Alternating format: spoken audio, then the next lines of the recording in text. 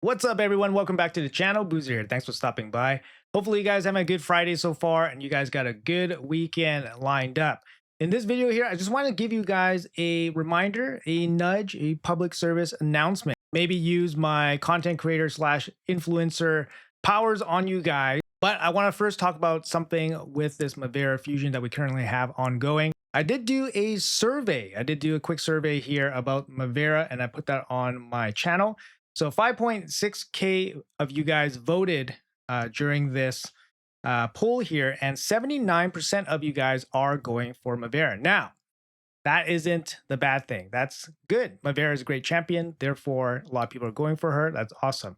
What I see here is 21% of you guys are not going for Mavara. There's probably various reasons why you don't go for fusions. There's always going to be some people that don't go for fusions because it just doesn't logistically make sense for everybody to go for fusion. But I saw this 21% saying no, and I was interested in making sure that we can help everybody in this game as much as possible. And I hope that those 21% of you guys that are not going for Mavara, 100% of those 21% will be going for this champion, the Stonebound Thisbe champion.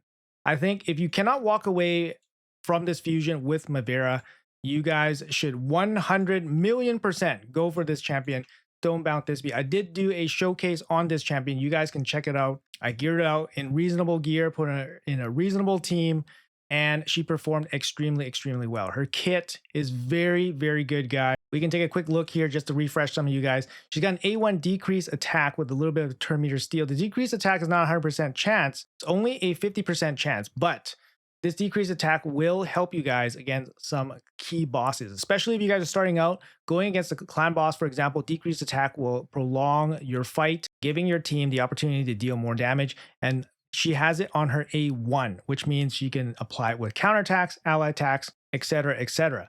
So really decent A1 here. Her A2 also is very good. It's an AoE attack on a 3-turn cooldown, and it provides Hex and block buffs. Hex is a more accessible debuff if you can get a full set of usable curse gear from the Ice Golem. Now, that's not going to be the case for newer or mid-game accounts. Trust me, I've done a lot of account takeovers where nobody has a single piece of curse gear on their account because Ice Golem is just a pain in the butt to farm for early and mid-game players. So having Hex on a champion skill already, on a good skill, on a good champion, is a big plus.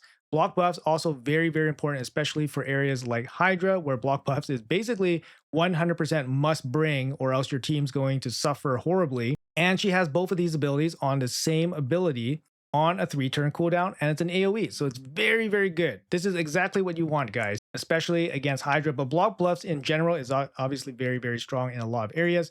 And then her A3, another 3-turn ability here, decreased duration of all ally debuffs by 1 turn. This is a very soft cleanse, so it can take off some status effects like stuns, enfeebles, really strong status effects that only last for 1 turn. This ability can take it off. It also will heal all allies by 15% of their max HP. Not a crazy heal, but not a negligible heal either. And a 20% turn meter boost as well. There's a lot going on with this ability. It's on a 3-turn cooldown as well. This is really strong and really good in a lot of different areas. Her passive also is very good as well. Allies deal 10% more damage to enemies under debuffs placed by her. She places debuffs on her A1, her A2, and you just need 1 debuff placed by her, and then now your team is going to be doing 10% more damage. She also brings accuracy in all battles. Like I said, she's a great epic champion. She's also part of the Argonites. And since this faction just recently appeared, there's not much going on for it. You're not going to have many legendaries in this faction. So getting strong epics to start filling out your Argonites team before they open the Argonites faction crypt is going to be key. And if you guys are not going for Mavara, you guys should 100% get this champion because she's going to be a great epic support for this faction moving forward. Let's assume you were not able to complete any of the fusions. You weren't able to complete Cassandra. You weren't able to complete Pelops. You would literally have nothing in this faction. You have to start adding some characters so you guys can get some progress in the faction crypt. She is going to be a great add to start your Argonite team with. There's also some really good rares here. So notable shout out to the Acolyte of the Slither. This is actually one of the best rares in the game, in my opinion. And you definitely don't hear that very often, talk about rares, but this rare is actually amazing. So you have the Acolyte of the Slither paired up with Stonebound, and these two are just going to be amazing supports for any kind of Argonite team and Argonite faction unit that you guys are going to bring in the future, especially if you guys don't have these legendaries already. Now, if that's not enough reason to go for Stonebound here, let's take a look at the fusion and calendar. And I'm going to make sure that you guys will be getting a copy of this, because it's actually pretty hard not to get a copy of this champion, because essentially she's a fragment collector champion for players that are not going for Mavara. You can work towards the 100 fragments of Stonebound Thisbe, and all you have to do is get the 4 fragment thresholds from 4 different events. So if you guys look at this schedule here, there's going to be 2 gimme events already, guys.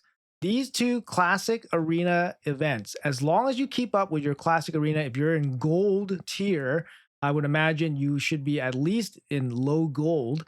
You can pick up enough points and get the fragments for Thisbe relatively cheaply. Now, if you guys can complete both of these events, you guys are already halfway towards this epic.